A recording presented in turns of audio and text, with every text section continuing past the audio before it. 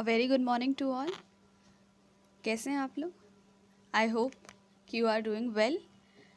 जैसा कि आप लोग जानते हैं कि हमने अभी तक सिर्फ कॉन्सेप्ट्स ही पढ़े हैं।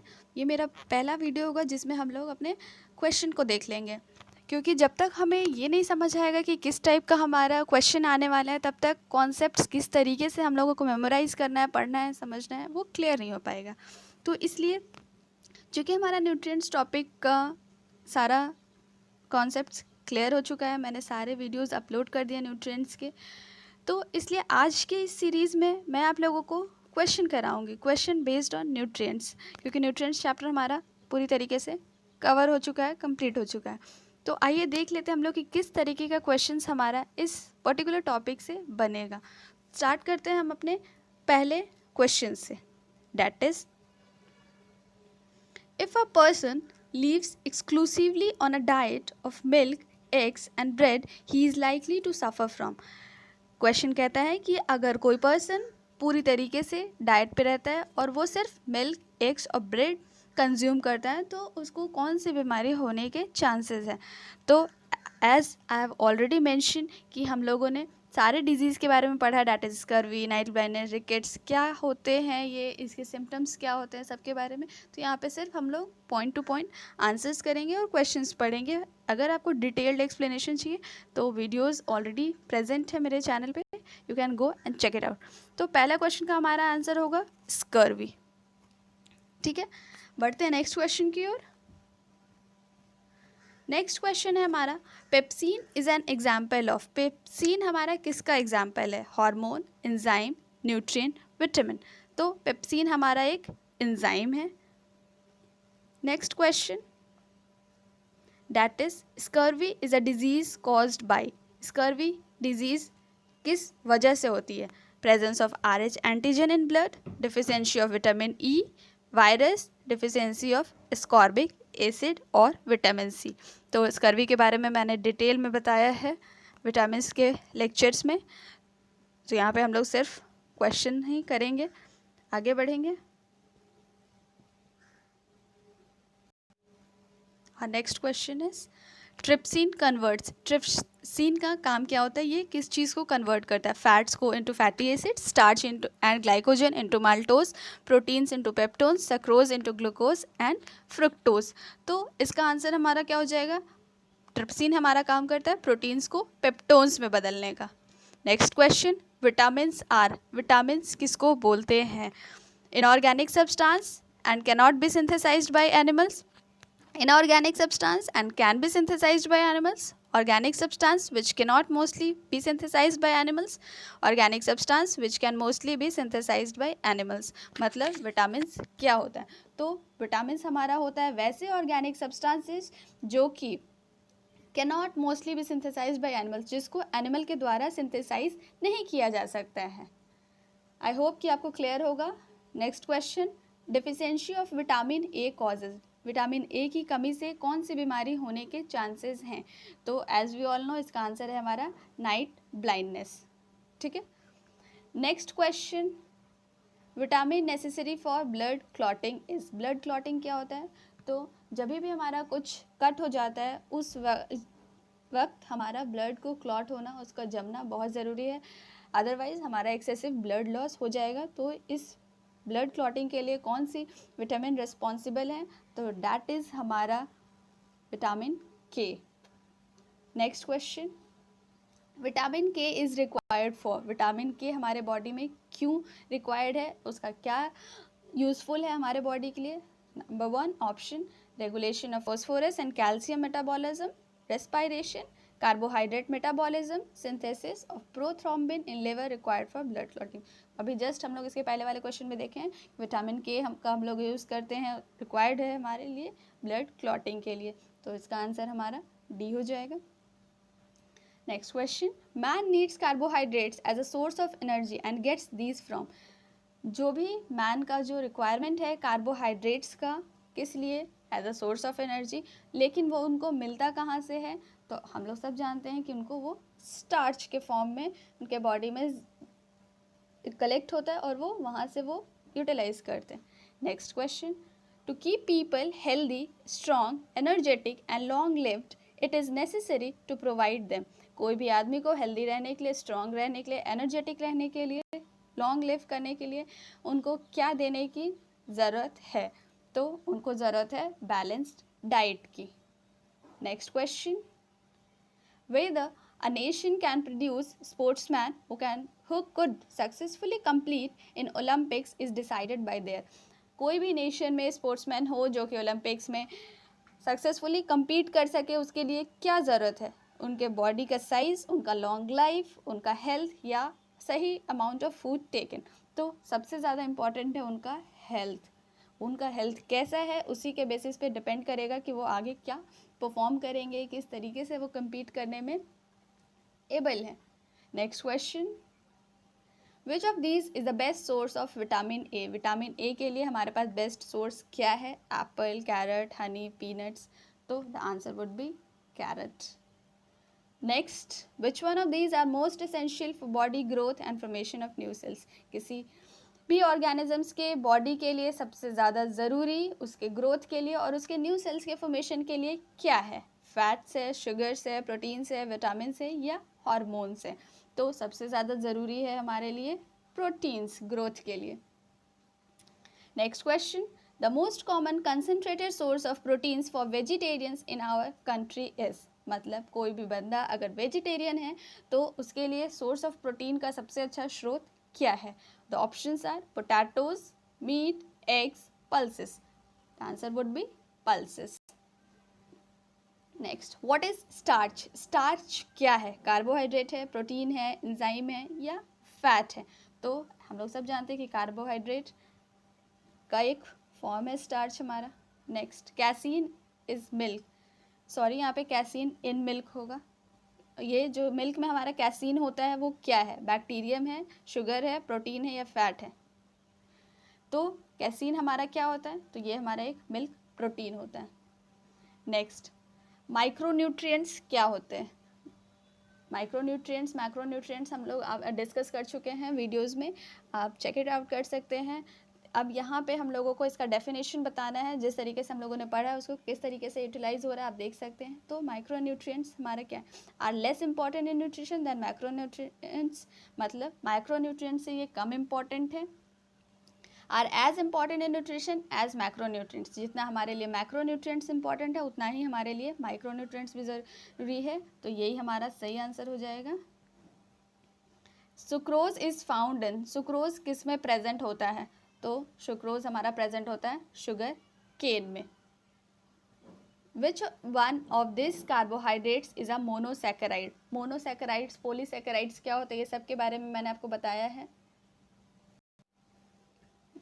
Monosaccharides which are made up of single unit that is monomers as well as disaccharides में दो molecules सेम या डिफरेंट monosaccharides जो लिंक होते हैं ग्लाइकोसिडिक बॉन्ड से उसको हम लोग कहेंगे polysaccharides में सेवरल monosaccharides molecules हमारे लिंक्ड अप हो गए ग्लाइकोसिडिक बॉन्ड से और एक लॉन्ग चेन का फॉर्मेशन करेंगे उसको हम लोग polysaccharides कहेंगे. तो यहाँ पे है हमारा कि इसमें से कौन सा हमारा monosaccharides है? तो ग्लूकोज हमारा monosaccharides है.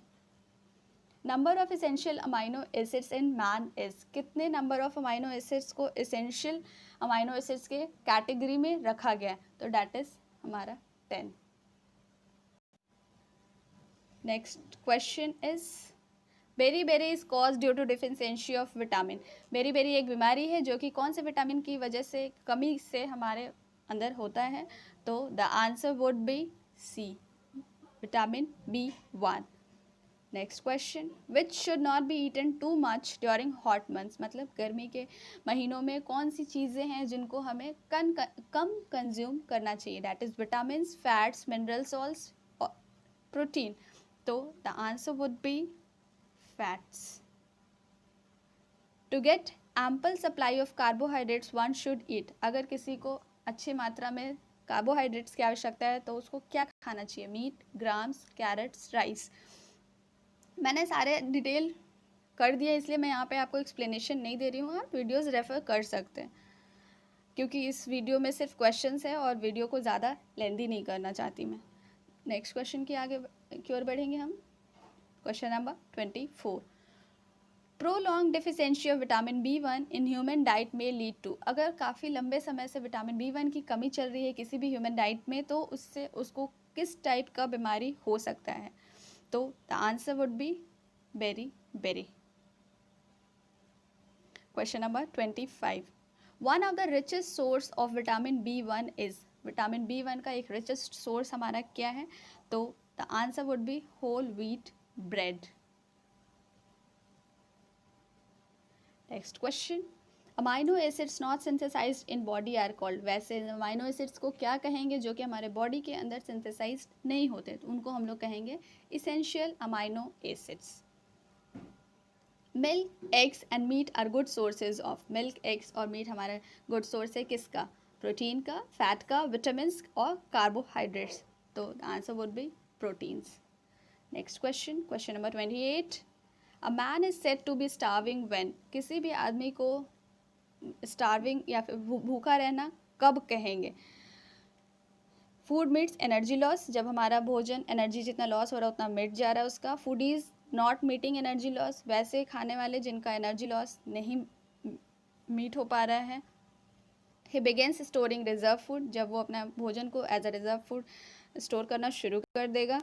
या फिर stomach is not being filled by food, जब उसको उसके पेट नहीं भर रहे खाने खाने से। या diet is deficient in proteins, उसके खाने में प्रोटीन्स की कमी है। तो the answer is food is not meeting energy loss, जितना उसके बॉडी का एनर्जी लॉस है खाना खाने से वो उसको लॉस कंपनसेट नहीं हो पा रहा है, तब हम उस आदमी को स्टार्विंग स्टेज में बोलेंगे। Next question, which reserve starving man first consumes fat, अगर कोई आदमी भूखा है या फिर फास्ट में है तो सबसे पहले कौन सा रिजर्व फूड को वो कंज्यूम होना शुरू होगा? Answer would be glycogen. Next question, proteins are mainly required in body for, proteins का क्या रिक्वायरमेंट है, क्यों रिक्वायर्ड है हमारे बॉडी के लिए? तो that is growth and repair both. Vitamin C prevents और its deficiency cause, vitamin C की वजह से, कमी की वजह से हमारे बॉडी के अंदर कौन सी बीमारी होती है? Answer would be scurvy. Question number 32, a person deficient in rhodopsin should take, अगर रोडोप्सिन उसके में कमी है तो उसको क्या कंज्यूम करना चाहिए? Answer would be carrot. Next question, starch is digested by, starch किसके द्वारा डाइजेस्ट किया जाता है? That is amylase. Next question, which of these vitamin is essential for proper vision, हमें सही तरीके से अच्छे से दिखाई दे, आँख की रोशनी के लिए सबसे इंपॉर्टेंट विटामिन कौन सा है? तो the answer is C, that is option A.